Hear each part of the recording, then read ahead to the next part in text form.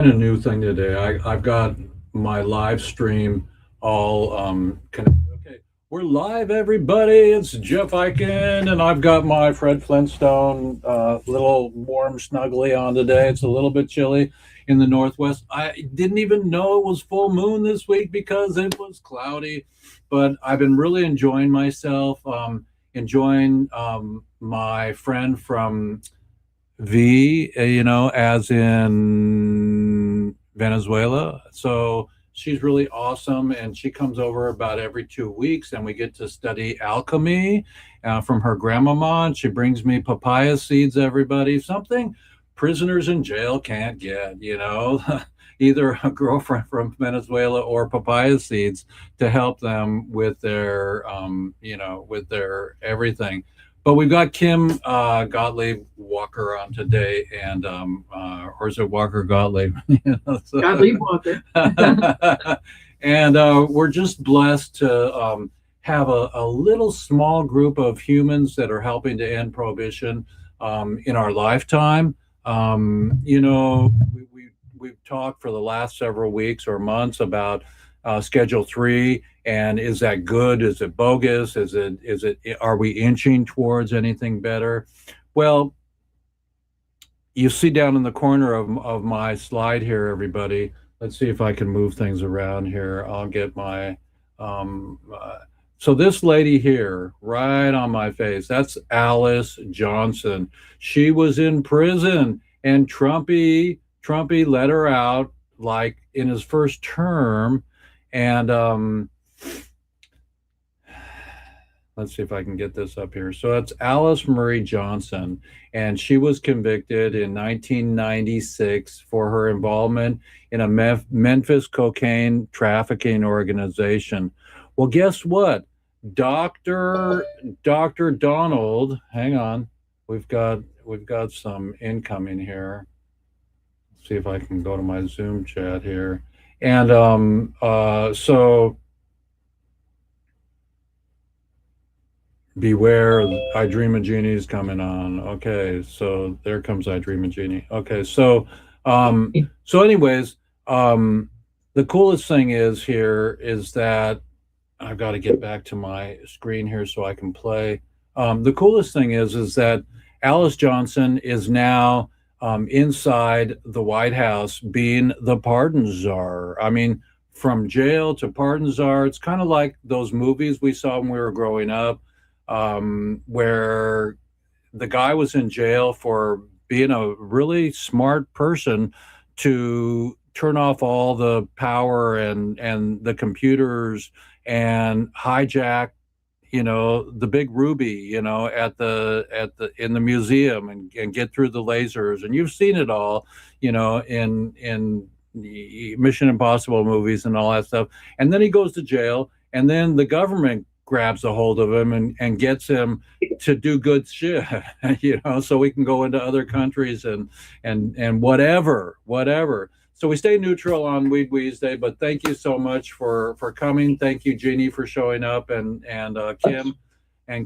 And so today we're going to start off with two things.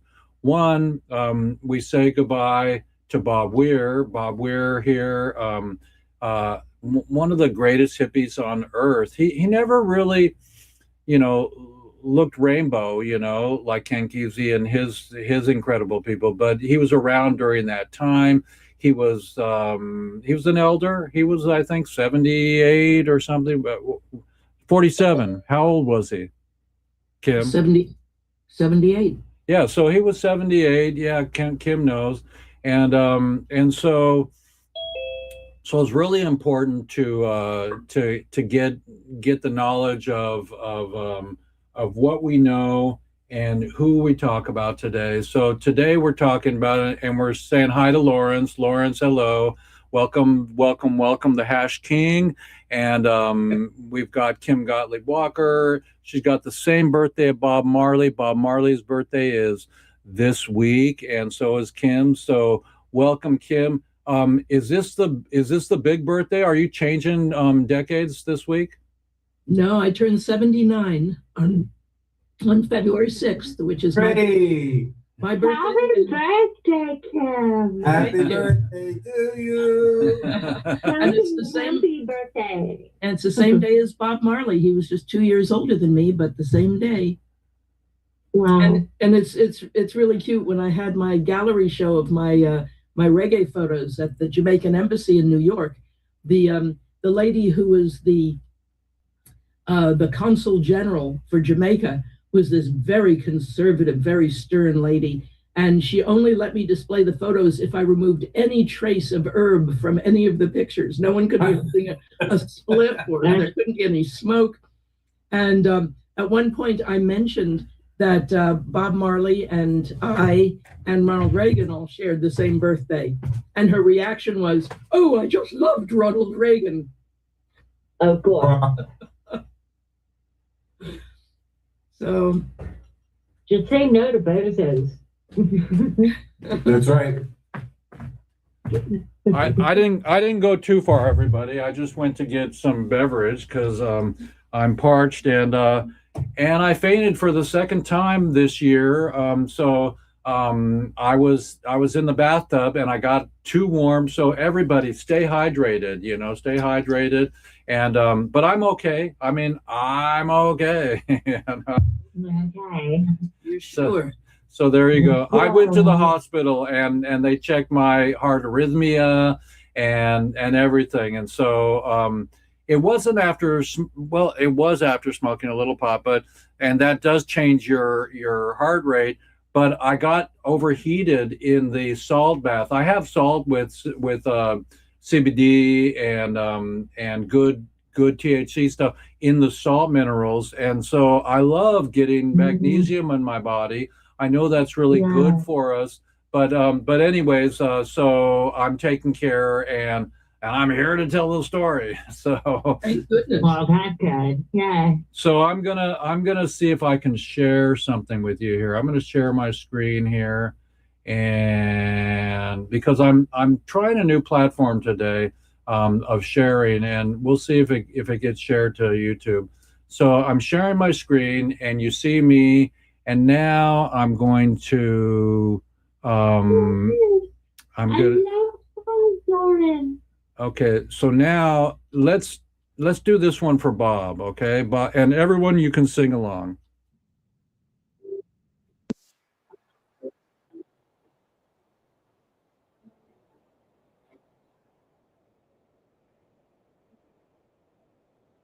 wish I had the words to this, but oh pirates,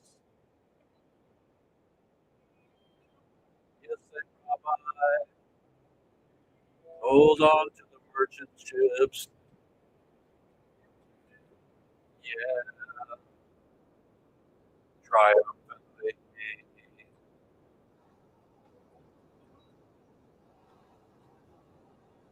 To the Almighty,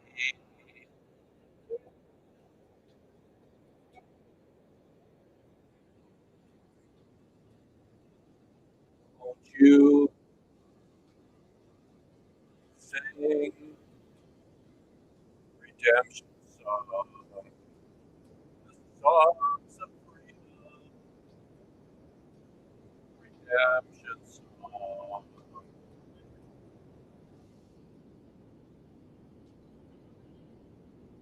Have any mental slavery,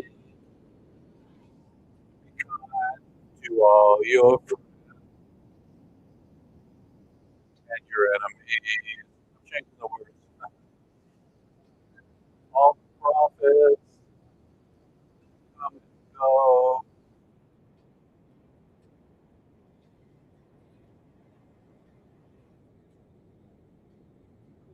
Redemption song. This is for Bob Marley and for Kim's birthday, and I guess Ronnie.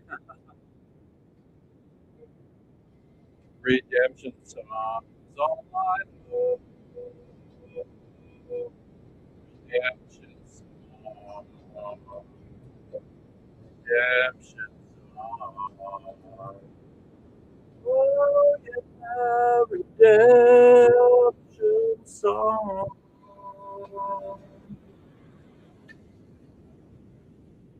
Close your eyes, everybody, and see some people that are missing from the planet that you once knew, and the prisoners in jail that are coming home.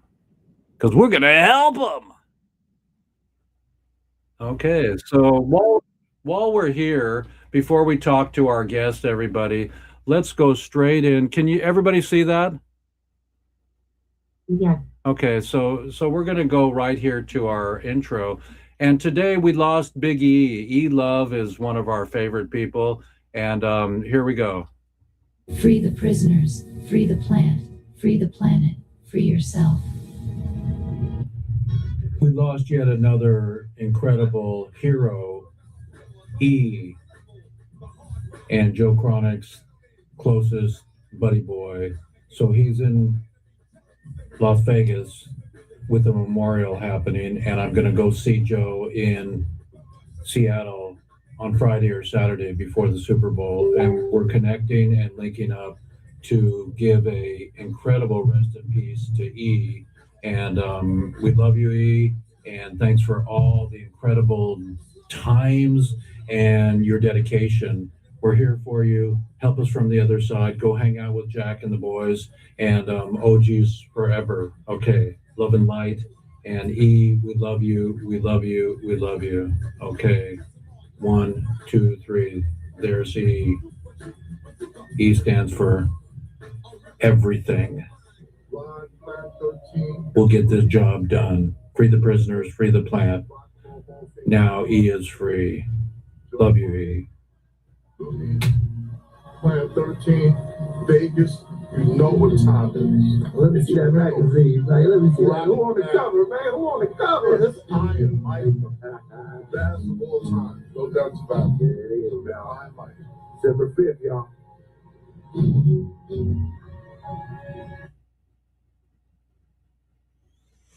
Rest in peace, E. Rest in peace. Cannabis E. is the greatest plant on this earth, and it should be used properly. And don't believe all that negative propaganda that has been forced upon us over the last 100 years or so. Hello, everybody, and Happy New Year. Let's make it happy. I know there's a lot going on these days, but, you know, it's what we got to do. We got to watch the weed cartoons and get happy about it. I'm going to be opening up my new weed gallery. So my mission is to get everybody on the planet to give me a peace sign, and then I'll have a peace sign art show, book, and share it with the world. It's the only way to end war. Hey, we welcome home Angela Reynolds. Yay! Let's give her a whistle.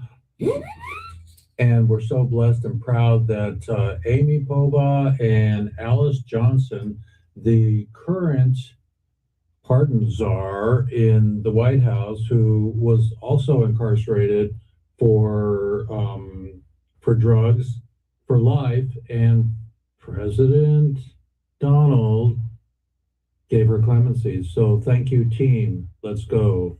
We have over 100 commutees and or prisoners that have been freed through the likes of the Can Do Clemency, Freedom Grow, and Last Prisoner Project, and 40 Tons. So stay tuned, pray tuned, and welcome home, Angela. Hem Ham Hooray.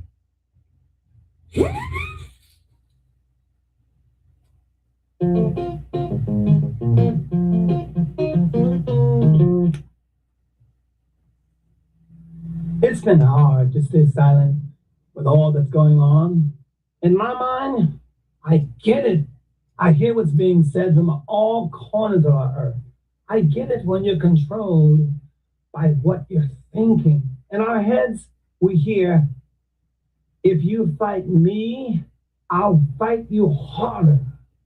If you curse me, I'll curse you and yours even stronger. That is how our mind thinks, speaking without listening to the spirit. It is a mind that is not connected to the soul. The spirit knows that fighting harder, cursing stronger, hating longer will never end. It just gets easier to use a knife, a gun, a drone, or a bomb. All in the name of blood spilled on the ground to leave more lives buried in the ground, never reaching higher ground. To any of the leaders that feel that this is the only way, I ask you to be brave enough to say in your way is the, am I the only one that sees this? I stand up with peace. I stand up with love. That's who I am. That is what God made me of. I stand down on war, and I stand down on hate. We cannot let revenge be our unimaginable fate. Recording in progress.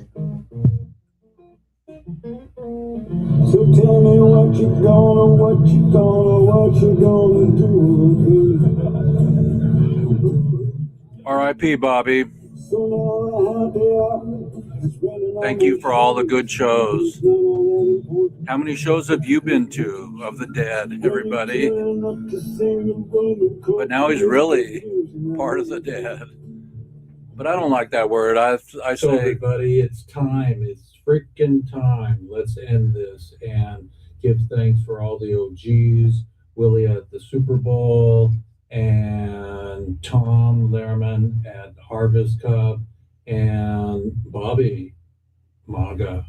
And change that. Sign the petition, raise your voice, and Edwin Rubis has spent decades behind bars for a non-violent marijuana conviction. While the world moves forward, he's still locked up for a plant. Together, we can change that. Sign the petition, raise your voice, and prison for. I'm Edwin Rubis. I'm serving a 40-year sentence for a non-violent cannabis charge. Join thousands demanding his freedom. Sign the petition, share his story. No one should be in prison for. I'm a breather. Every night I hold on to these bars and wonder if they remember the man I was before them. I made mistakes, but the sky don't belong to mistakes. One day, I'm a breather.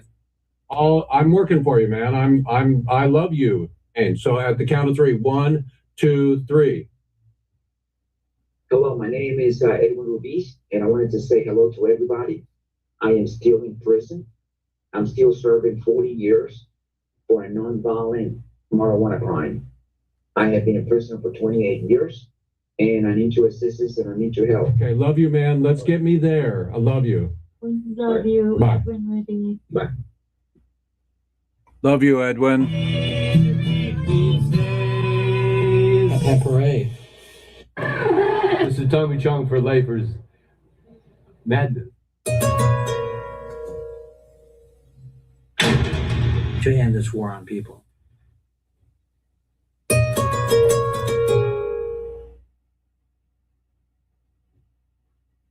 I talked to Edwin yesterday, everybody. I'm doing some new videos for him with his new campaign. I'm going to fly out there soon. Good afternoon, everybody. Is this thing on? Dab, dab, dab.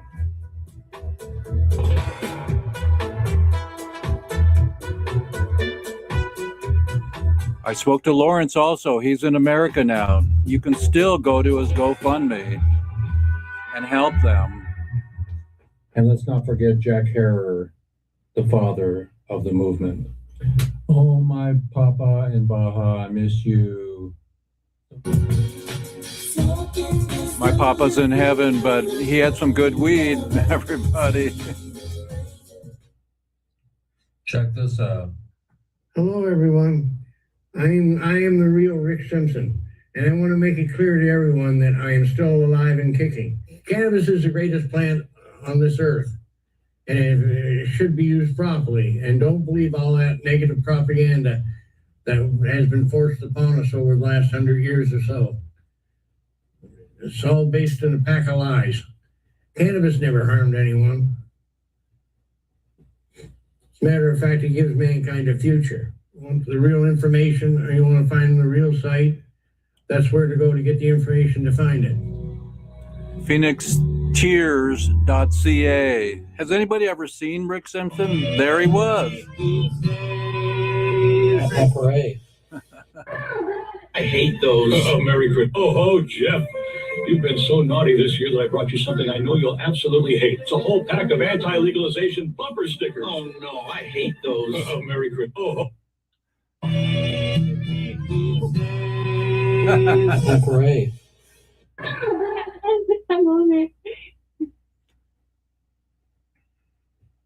Free the prisoners, free the plant, free the planet, free yourself. What the heck, everybody? We're back in action here.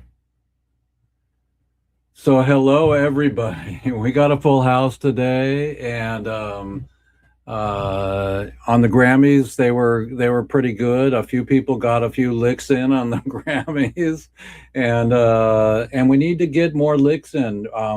We do our concert. We're going to have 3 songs, and we're going to hand them out to everybody in the audience, and they're going to have a moment to sing "Don't Bogart That Joint," Redemption Song, and What's Going On, Marvin Gaye.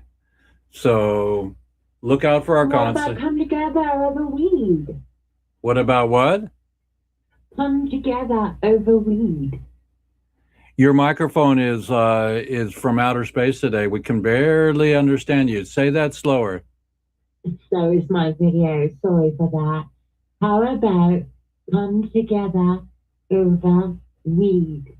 Come together over weed. Come together over weed. Sure, why not? Why not? We'll do it. We'll do it. We're gonna have we're gonna have so many, weed singers. Slightly Stupid. We'll get all the Marleys, and everything, and that we'll have plenty of weed songs, and maybe we'll have a contest for, or everybody can text their favorite weed line, and then maybe we'll improv. We'll get Sherry and Billy to come and do improv, Instaplay, and we'll do a Instaplay weed song, because we need to just laugh more, everybody. Does everybody agree? Yes. Ha ha ha. Yes. We need to be more recreational with our medicine. Yeah, no. So let's go around the horn here. We got Kim Gottlieb Walker. Kim, tell us your legacy. And say hello to everybody. Hello, everyone. I photographed Bob Marley over a 2-year period in the mid-'70s. My husband was the head of publicity for Island Records in the United States. It was his job to introduce Bob to the American public. And so we spent a lot of time with him. And it ended up being my book, Bob Marley and the Golden Age of Reggae, which is all photographs over that mid-'70s period. And it includes all the great reggae performers and the producers. And it's really a picture, a good snapshot of that time. Wonderful. And I just recently came out with my first novel, Len's Woman in Love. And my alter ego, Maddie, does smoke a lot of herb with the hero. It's one of the romantic scenes they have together. And she also has an accidental acid trip in London. It's a very entertaining book. I highly recommend it. I highly recommend it. And you won awards too. And if you read it and you enjoy it, please leave a review for it, because the algorithms only promote your book if a lot of people respond to it. So it can just be a sentence or two about how you enjoyed it, and that's all it needs. Hey. Well, welcome aboard, and definitely OG. It's my birthday on Friday, along with Bob Marley. So we give you and we put another candle on your birthday cake. You're another year old in a few days. Yep. That's the Sheriff John song. So thank you, Kim. An OG. OG doesn't stand for original gangster only, because if you watch the Grammys, they had that moment in time where they said in memorandum. So a lot of OGs have left the planet, but we're still here. And OG for me is I'm an old guy. And how about OGs for women? Old gal, and old comes with wisdom and some old grandma. Old granny, yeah. And sometimes old grandma, no granny. And sometimes it doesn't come with wisdom, because there's so many OGs that are old guys that are fucking with the planet still. So with our concert and with our goodness and with all the marijuana that brings us happiness and joy, I believe, and this is just my take, this is my testimonial, it's not blanket statement, but I believe that alcohol is a suppression, and it makes you like kind of like not so happy after you drink too much. But if you smoke too much, you just either have the munchies or you get sexy, you know. So, and turn up the Bob Marley. So weed is safer than alcohol. Okay, Jeannie, tell us your legacy. My legacy, goodness. Well, okay. How do you answer somebody when they ask you something like that?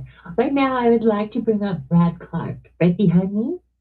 And Brad Clark is 31 years old. He had brain surgery yesterday when the greatest band in the whole entire world, Def Leppard, took the stage in Caesar's Palace. Rejoice, request, rock. Def Leppard. Brad Clark is 31 years old. He has epilepsy so rare that it's only 5% of the population.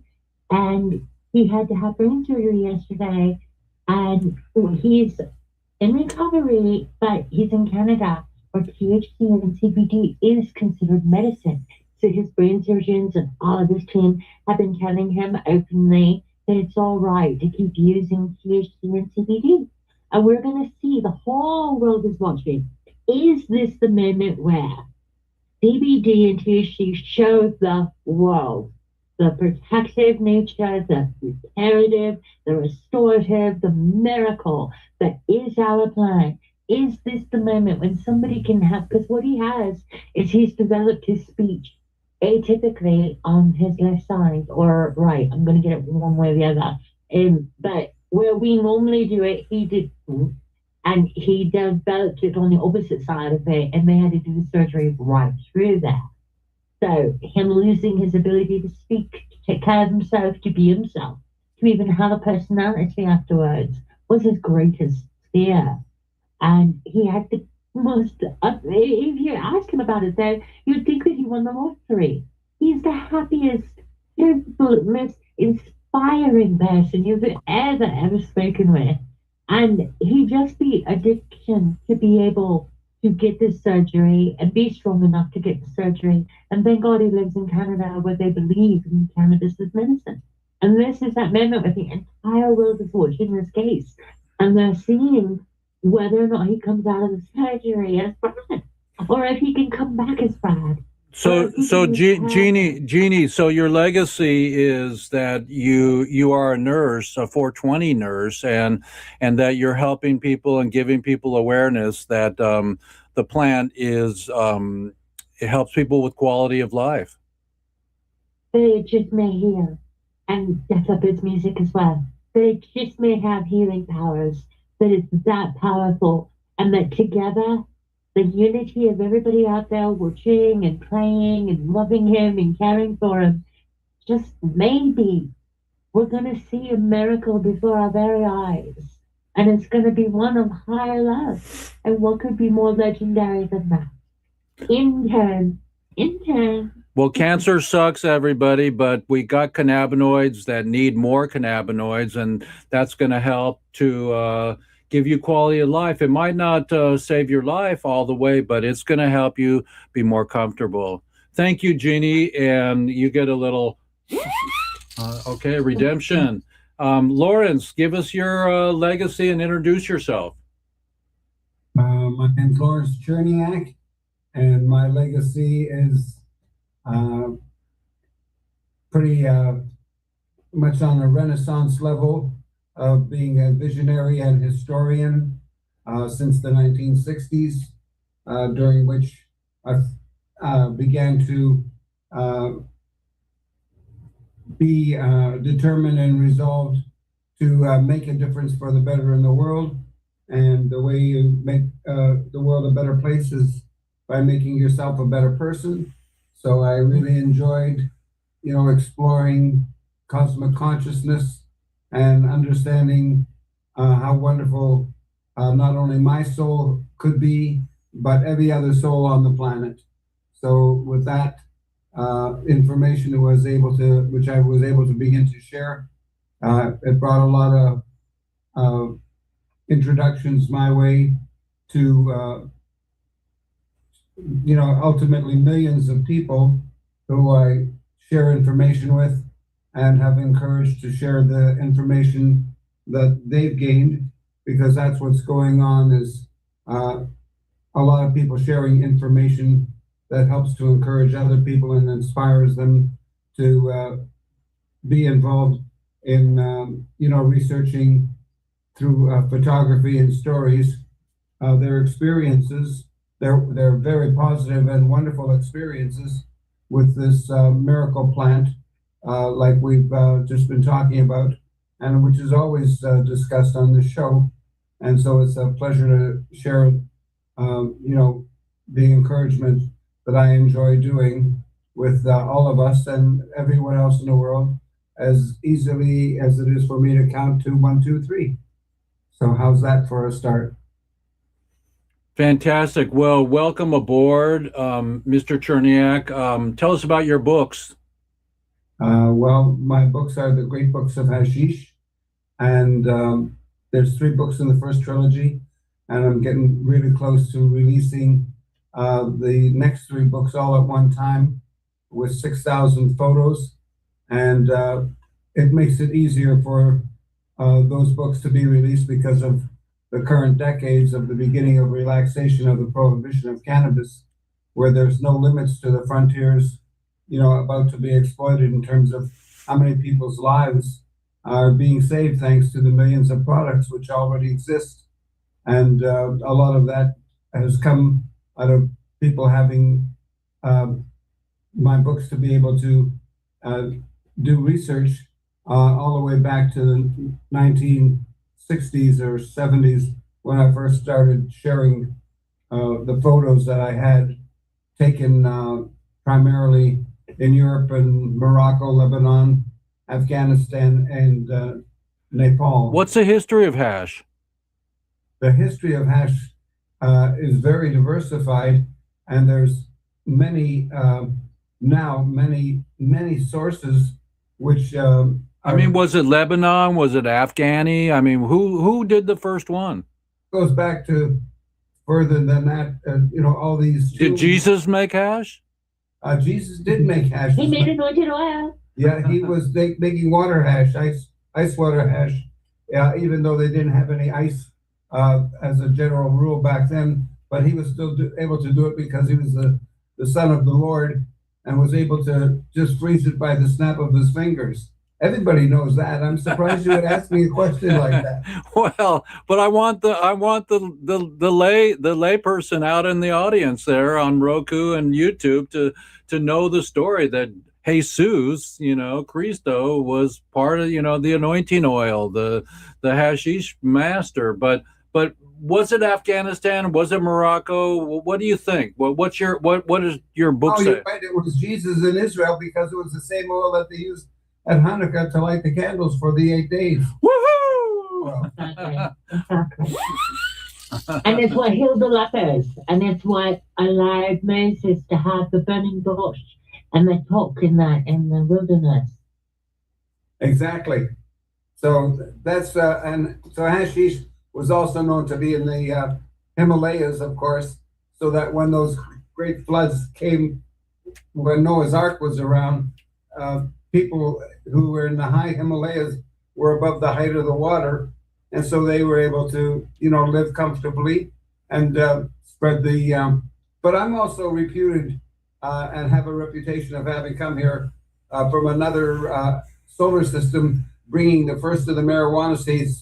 Someone wrote in a review of my books that I'm responsible, so I have to, be happy to plead guilty when I'm accused of addicting a lot of people to, marijuana and other drug photography. Do you imbibe or are you sober? I mean, because I think I know a little secret about you. You do? Just one? Well, plenty, but only one at a time. Well, that's ridiculous. You can certainly share more than one at a time, because I know how you can speak out of both sides of your mouth and be very accurate as well.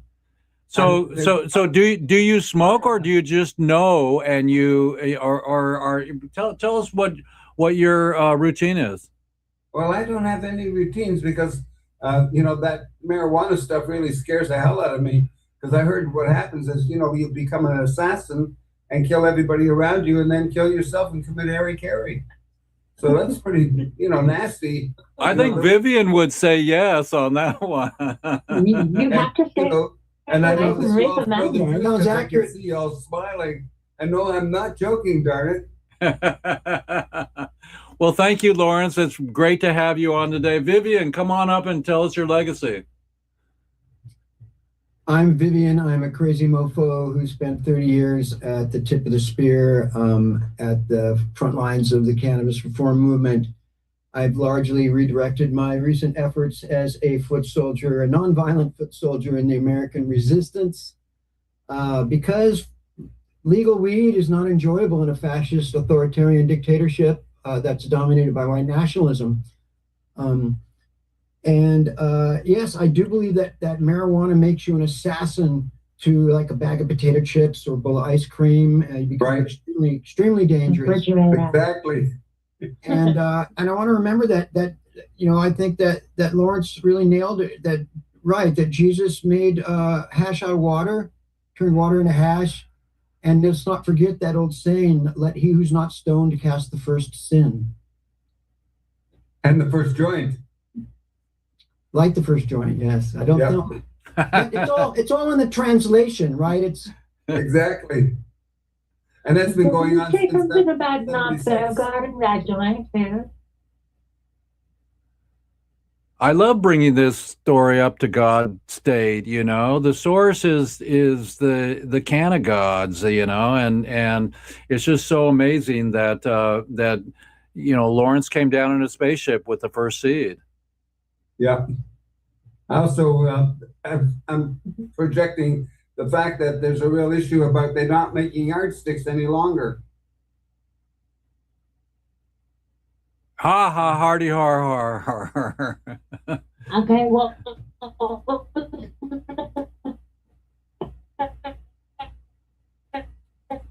You're breaking up, Jeannie. You're breaking up, Jeannie. Yeah, breaking up is hard to do. Sativa or was it indica? What was the best seed? Was it sativa or indica? I was told the strains are like one now. Like there's no difference between sativa or indica. They're all like crossed into each other. Oh, there's difference. It's just like Chinese people and Eskimos. No, I mean, there's definitely a difference because I use seed. And that's part of the greatest part of the fun of the exploration of savoring the differences, just like different cultures. Jeff, you should consider having Michael Crowitz on your show. He's a veteran. He's been working with the United Nations on cannabis policy. He's pretty amazing. He's also working right now to help archive, revive, and restore indigenous strains, original indigenous strains, like Michoacan and Kona Gold and Taiba. And do we have the original seeds somewhere? People do. I do. I have a bunch of them. Yes, people do. And what's the life of a seed? Oh, they can last for a long, long time if they're well preserved, especially in diatomaceous earth, for example. You know diatomaceous earth, right? We used to put it in our pool. Right. I drink it. Yeah, I drink it every absolutely. every day. Yeah, that and molybdenum, also a good little shot. These are all natural elements or essential elements that are part of our body anyway. But not only are our seeds preserved, but also if you go to those locations, right, there are people that have been producing weed continuously. So if we go to Colombia, they'll have some gold original seeds, or have they been overbred, or what's the deal? What's the deal? Well, I think all the above. I think there's small pockets of people that have been locally producing weed, and there might have been a revolution or gangs or various things, changes in government that have suppressed a lot of the cultivation in places like Thailand and Colombia and places like that. But there are pockets, apparently, of untainted strains. Not a lot, But anyway, Michael Krawitz is spearheading an effort to recover these original indigenous. Let's do a legacy show with him. Yeah, let's bring him on for sure. That'd be wonderful. So tell us a little. So when I was a kid, I went to Knott's Berry Farm. Who raise your hand if you know Knott's Berry Farm? Okay, so Knott's Berry Farm. My dad took me to Knott's Berry Farm, and there was a guy, and I don't have my photo. Let's see if I have the photo here. No, I don't have a photo.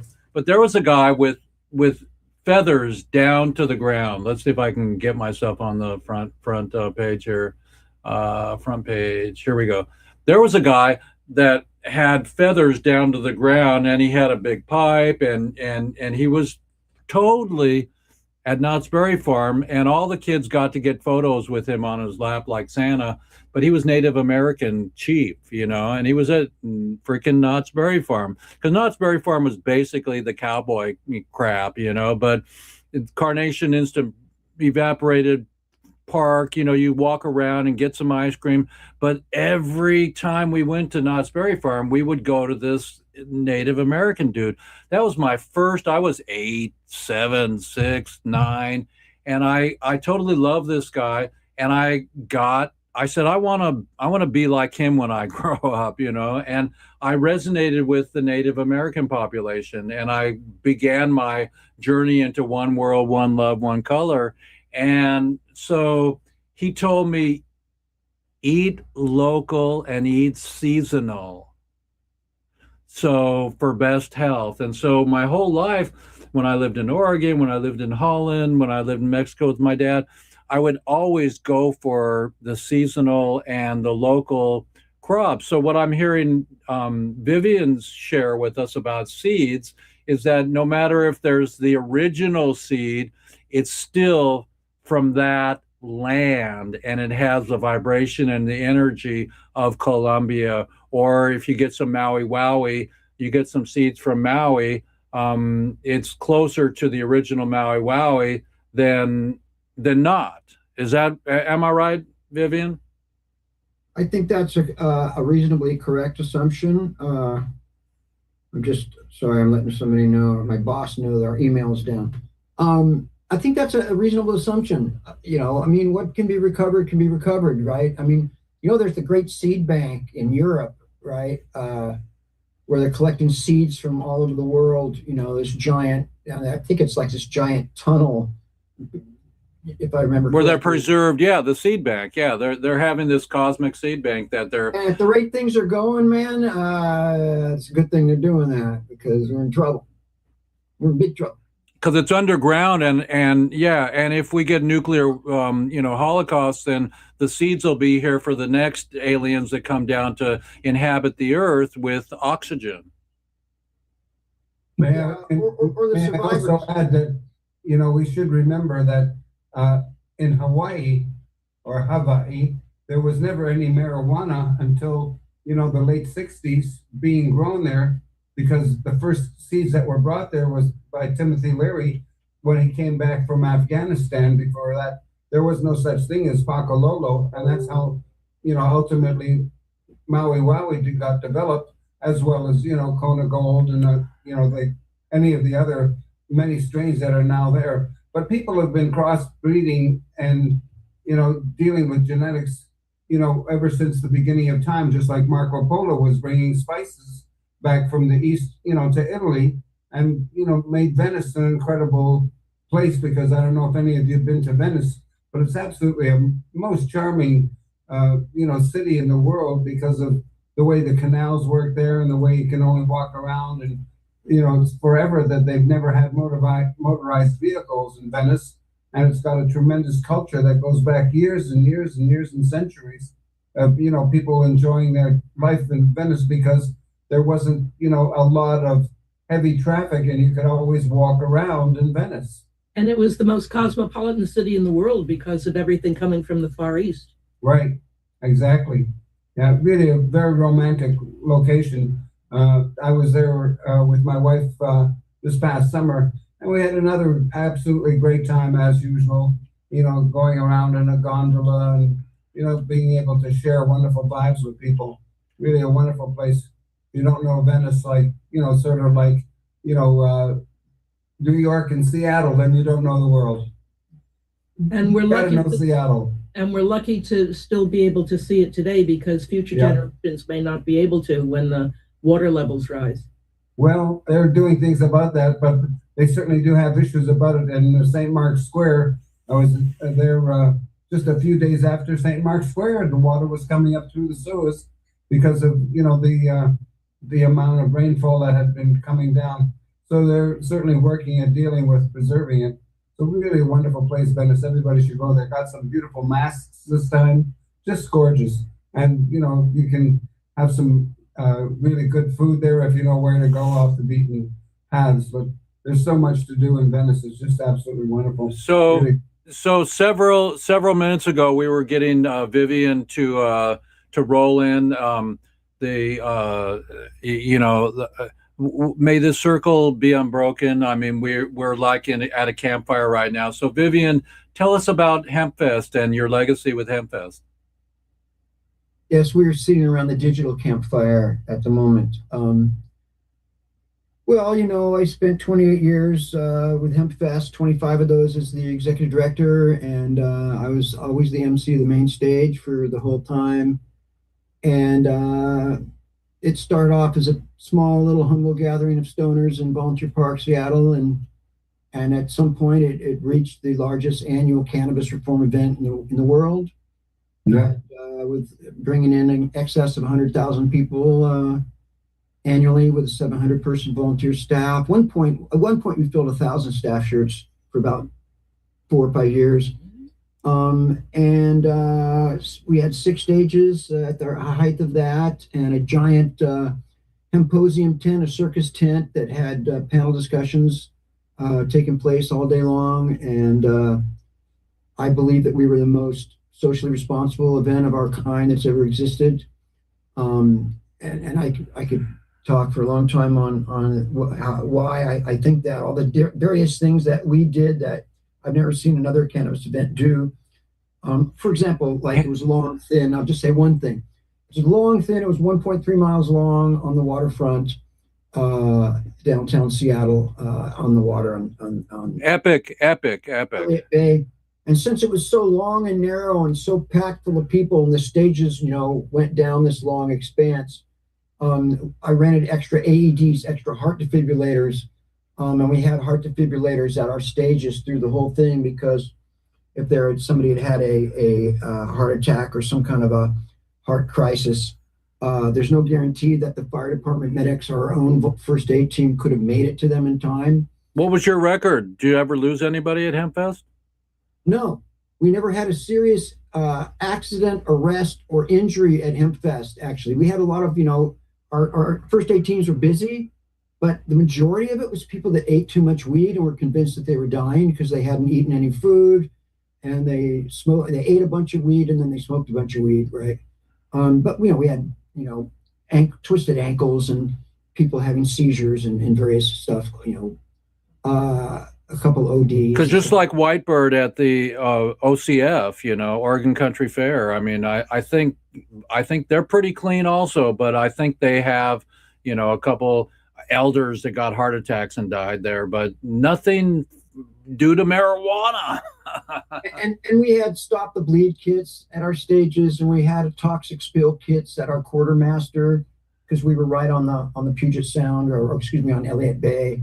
We did all kinds of crazy stuff. We did a raffle at every event to put money on the commissary of various lifer POWs, pot POWs like Jeff Mazenski and George Monterano. Yes, thank you.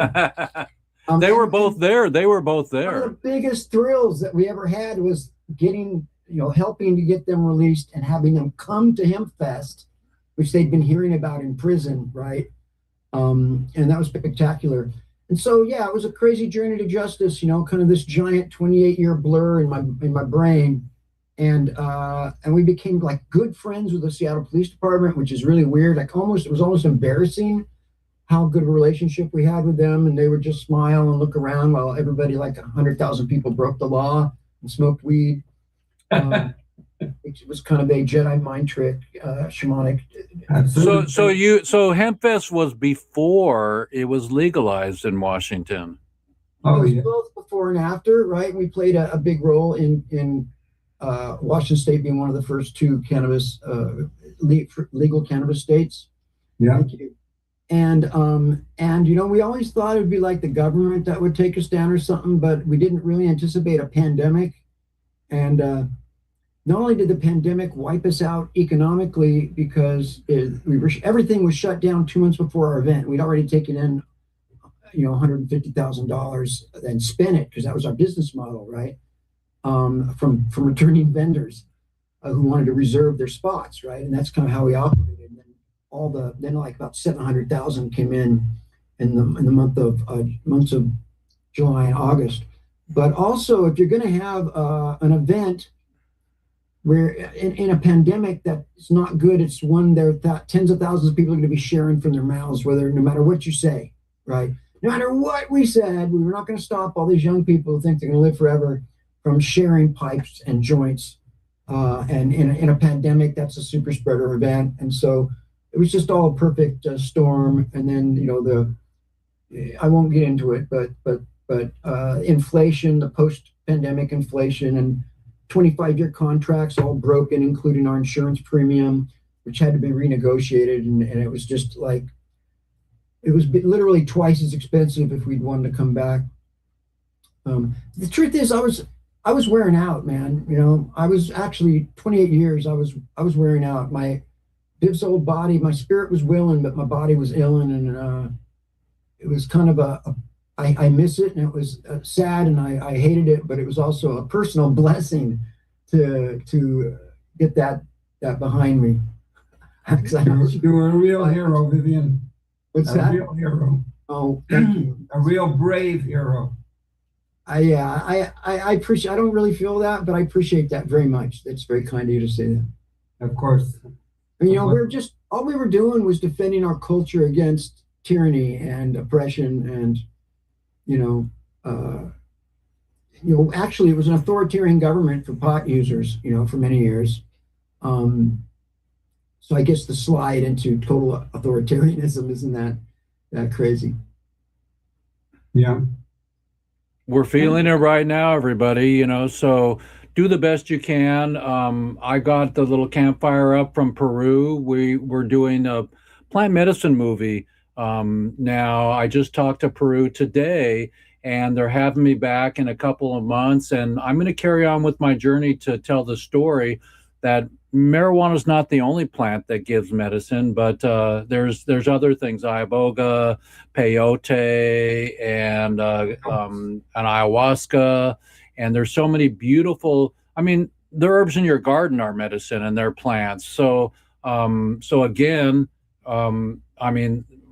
without being a broken record, nobody deserves to be in jail for a plant, period, ! End of story.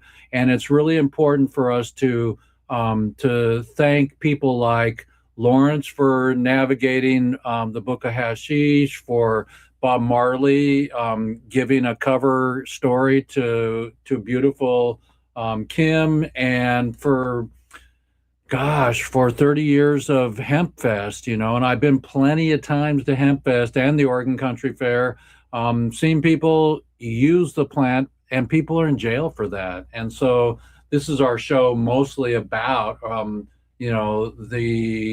the inconsistency of the judges that go home at night and have dinner, and they crack open a TV dinner or have their mashed potatoes and gravy, and they go, "Hey, I put somebody in jail for life today." And we're watching the politicization of the judiciary on a level that I'm not sure we've seen since, I don't know if we've ever seen. I don't know how a convicted felon can be allowed to appoint judges. Right. It's absolutely baffling to me. It's insane, isn't it? But absolutely. It's one of 10,000 completely insane things that are going on. And I don't think Jeff wants to devolve too much into the details. We can go a little deeper, but Daily, we're having to fight this, everybody. Let's do the concert. Let's get the concert in every state and go to every country, and through music. I just watched the Grammys. People were holding their tongue, but a couple snuck out. We have to get up and teach the children well. Wooden ships on the water, everybody. And we have to be guardians of this precious earth and Yes. all of the beautiful plants and animals that we're graced with that are disappearing every day. And protect them from destruction by people who are solely interested in their personal profit and power. I know, drill baby drill. What the fuck? Well, it's fascinating that in the last presidential election, both parties decided that climate change was not worth mentioning, right? It wasn't a factor, right? As if there is any other issue when you're looking at either the destruction of our biosphere so that it no longer is life supporting, or a hellscape, a living dystopian hellscape that maybe we survive, but it's like we're all suffering and you can't live south of the equator. And it's madness, right? And what we've watched in the last year is the complete evisceration of climate change policy, of mitigating climate change. It's madness. But imagine a president who sues his own Internal Revenue Service for $10 billion while he's the president, because that's what's happening right now, right? Or revealing his taxes, which every previous president has done. Yes. But he literally could order the IRS to settle the lawsuit because he's the president. It's in madness. It's a level of corruption that nobody even ever, like if you'd written this on a script in 2014 and brought it to Hollywood, they'd said, get out of here, man. Nobody would ever believe that. It's just like, that would never happen, right? It's madness. And it's the flood the zone with shit strategy, and it's very effective. What we're talking about is really our truth, and if you go by the knowing is the cosmic order, and it's just about things that we know, and we know that this is happening. You can't turn away. If I hold up something that's black, or I hold up this something that's white, but it won't show on my green screen, it's either black or it's either white. But we're being told that white is black, right? That's what we're being told. We're being told the sky's never been blue. What are you talking about? That's the level of disinformation, of Orwellian reverse truth doublespeak that we're being subjected to right now in the United States of America, right? And it's touch and go. I'm still optimistic. I still think that we're gonna survive, that democracy will survive this. We will, Vivian, of course. But it's gonna get much darker. And not have ourselves being channeled, if you don't mind my interrupting, into black and white, because there's a whole rainbow of colors that gives us all the diversity that we can draw in to exchange impressions of life on so many different levels, and not be channeled into black or white, yes or no, when there's so many things, just like how many different music notes there are in the scales and musical scales. We need to be the prisms, right? And we need to be the light at the end of our own tunnel, because we can't look to anybody else to illuminate this. Yeah, and like Kim was saying, we don't need we need guides or whatever. We need to continue to be the guides. We already are. So it's not like we're looking for them. We have, and we are inspiring people. I see it going on all over around the world in my travels. Like when I was in Europe and in Africa this past summer, it was wonderful to see how many things are being shared all over the world in terms of the community, especially the cannabis community, which is flourishing all over, and people are doing the same things and exchanging products that, for extraction, for example, to make different kinds of concentrates. So it is happening, and people are proud of it. It's just that we need to deal with having a clearer understanding of people needing to, at this point, resort to voting so that we can have a change and move forward as we should be doing and could be doing. Yeah, we are the parents your children warned you about, but we outnumber the greedy death Yeah, cult that's people. it. We outnumber them vastly, right? That's right. We do. There's more love than there is hate, for sure. It is. And Which they're is one of the overreaching. reasons the No Kings demonstrations have been so inspiring, because you get out there to lend your body to the movement, and you see how many good people are out there with you. Stand up That's for why, and that's democracy why and these protests are so. I've seen many people say these protests do nothing. Yeah, they don't accomplish anything, and I completely disagree. Yeah. So many people know, my God, I'm not alone. I'm not the only It's one. so inspiring. There's hope. Yeah. You know, Encouraging. every person at that protest represents 1,000 other people or more, maybe 100,000 other people who couldn't be there, you know, for whatever reason. All right, everybody. This is I'm going to take a responsible act here. Listen up here. Listen up here. I'm going to do something that may get me in trouble, but it's important that we see this right now. I'm going to share my screen with you all here so we can play this here, and just a few seconds of it so I don't get in too much trouble. See if I can get this going.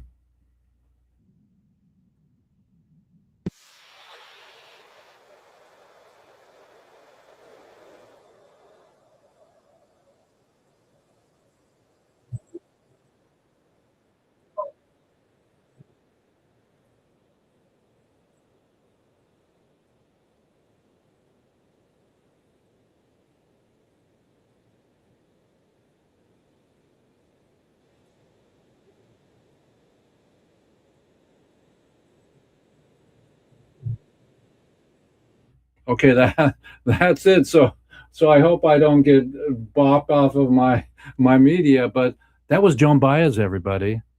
Yep.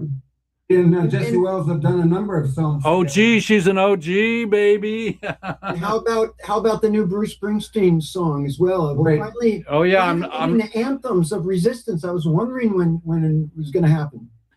Oh yeah, but for since 3 years ago when I started to want to do the concert, and I'm trying to raise $3 million, and we're close, but the idea was, as I told you 3 years ago, Vivian, I said, where is the protest music? And that's what we need. We need a Woodstock right now. We need a Woodstock to look into to make it historic. Hempfest was historical.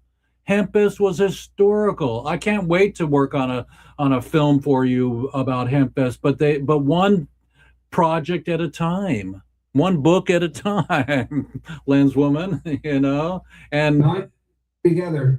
Oh yeah, 3 books at a time for Lawrence, you know, you know. But yeah, can you imagine that we got Joan Baez again, you know, OG, she's an old grandma, you know? Who makes a brief appearance in my book. I mean, my book is a chance to go back to the 1960s and 70s and relive that experience. I never thought we'd have to fight the same battles again. And Jane Fonda has been on the front lines as well. Right. Making a comeback, you know, at like 80 something, 88, I think she is. And she's kicking ass. What was her handle? Hanoi Jane. Hanoi Jane. So everybody, we're at episode 298, and we're at the top of the hour. Hanoi Jane was in Standing Rock when I was there. I went to Standing Rock, everybody. Fucking A. So are you out of here? Have to go, yeah. Okay, so we got Kim. Thank you so much. Happy birthday on Bob Marley's birthday day, and Happy birthday again. And thank you everybody for coming on today. So Kim, thank you, and no kings. No. Always good to see you, Vivian. Is that? Always good to see you. Thank you, Kim. Thanks for Kim's not kings. Past weekend, Jeff. See you soon, Kim. And Sherry says hi. Yeah, tell Sherry about your friends in Australia. Yeah, I will. You got her text? Yeah. So yeah, boys, it's just a boys club now, and it's up to us to be, like Kim said, the elders that that help us through this time. Okay, aloha. Yes. Mahalo. We need everybody. Mahalo. Mahalos. Just the deuce. It's just the two of us. Wait. It's three. But you know, now instead of 3, 2, 1, we're gonna say 3 still because that's the weed. That's a W for weed. But Schedule 3. What's the good and bad of Schedule 3 right now? Well, you know, that's a deep subject. As you know, Donald Trump has signed an executive order directing Attorney General Pam Bondi to complete the process of moving from Schedule 1 to Schedule 3. It hasn't happened yet. No, and I'm not convinced that it will, but frankly, because it's this administration. And fucking A. It would do some good things. It would allow, it would allow much greater access to cannabis for research purposes, for scientific research. Oh, that's going to be wonderful. I mean, the inches that we're getting with it, but we just have to end prohibition all at one swoop. But the thing about it is that instead of Schedule 1, cannabis needs to be Schedule none, right? And I think Schedule 3 slows that down, frankly. But I don't know. But I worry that it's going to be, because it's this administration, nothing they do doesn't have an angle for corporate grift. And I think that I worry that it's going to enable the pharmaceutical industry to kind of, come in and carpet bag the whole thing. But I don't know, there's smarter people than. Well, I talked to some smart people the other day and they go, yeah, marijuana's killing our children. Still they think that, still. And the Canna moms came from Florida to Colorado and their kids have no cancer in their brain tumors. The thing that's interesting about that is okay, show me one. Show me one of these children that's killing, right? Yeah. Because they don't offer that information, right? Yeah, we know it's always been a campaign built on lies, and lies are dime a dozen right now. I mean, we're being bombarded by so many lies that you can't even, remember them all. It's really an unusual time, everybody. On episode 298, we're going to have episode 300 pretty soon, you guys, and we're excited. And I'm still going to Machu again, and I love Tom Petty, the refugee song. We just have to embrace everybody and get back to what my teacher in Hebrew school said. Everybody, he said we have to learn from the World War II crap that we went through, where they were trying to exterminate certain populaces, and it's just unbelievable that we still think that way. And let's keep a focus on our small little things that we can do, cleaning our garden, making food that'll help us beautiful, taking green coffee up the so we can be happy and comfortable in life, and just replenish yourself and eat lots of papaya seeds, everybody. Use your echinacea for vitamin C, use your tea tree oil, anything that you need and that about, oil of oregano. Use your stuff so you can be powerful enough to make it to our concert, to be part of what we're going to do. This is Jeff Eichen with Weeds Day with Vivian McPeak here from the Hemp Fest. Tell us about your book, Vivian. Well, my book, Protestival, is a 20-year retrospective of Seattle Hemp Fest with, it's got 160 photographs in it and 20 chapters, and each chapter tells the story of that year. It's basically the first 20 years of Hemp Fest, and it's this. And is it still available? For me. From Vivian. So you can find Vivian through me, or what? How can they find you? I'm on social media. You can look me up on Facebook, probably be the easiest way, Face Crack. Okay, Vivian McPeak, and yeah. We're just talking about this chop wood, carry water thing, right? We need to still take care of business and take care of our bodies. And I recently wrote a Substack piece called called radical resistance joy, radical self-care. And we need to be able to do the long haul. And there's this hypervigilance, watching the news, everything's happening, don't want to miss it. We have to take time out to soothe ourselves and take walks and listen to music and be with people that we love. And forest time. So that we can come back re-energized, right? Because we've got to make the long haul here. This is a struggle, this is the struggle. And so we need to remember that we need to, like a plant, we need sun and water and good soil. We can't just, keep going without a break. They're having a movie come out called Steal This Movie. Yeah, I saw that. So Abby Hoffman forever, come on, steal this book, and everybody keep the faith. Vivian has spoken those words today, that he has faith that, I was going to tell a story about my Hebrew school teacher. He said, don't buy into hate. Don't ever use that word hate in a derogatory statement, because there were in World War II teachers and stupid people that were killing and trying to exterminate, the Jews, the French, the Chinese, or the Japanese, and all that internment camp shit. It's got to end, everybody. And in the meantime, we're going to help to end prohibition. Schedule 3, let's end prohibition and make it Schedule 0. Yep. Schedule none. Schedule none, and we're going to have fun. So, like I said, for 2025, no jive. In 26, we're going to put in the fix. Love you, man. Love my team. Love my show. Love your show. Have me on your show again. And let's get the Seed Man on my show. And it's great to see you, man. All right. Much love to you, bro. Hem pem hooray, everybody. It's Jeff Eichen. I'm out of here. And you know what? Weed stay. Weed stay.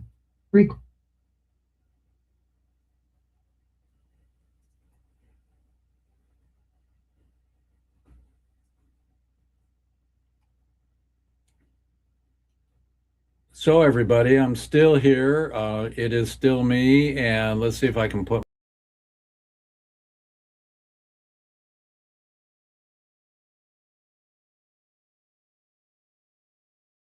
get up to the stage. There I am. So let's see if I can. It's not showing me. So how do we get to show me? Boom. Let's see, slide, video, image, video, extra camera. I'm trying to get back in the zone here, everybody. This is the first time I've been doing this, so it's there we are. So I found the right, one of these days, I'm gonna have a budget and have somebody in the back office clicking all the buttons so I can be more Hollywood. But after 298 shows, it was a great show today. It's time to have more great shows, and important and responsible, and part of the outcome, part of the income. So love you so much, everybody, and peace to you and your general public. And I think let's see here. I think we got it. Okay. Peace out, everybody. Jeff Eichen, episode 298.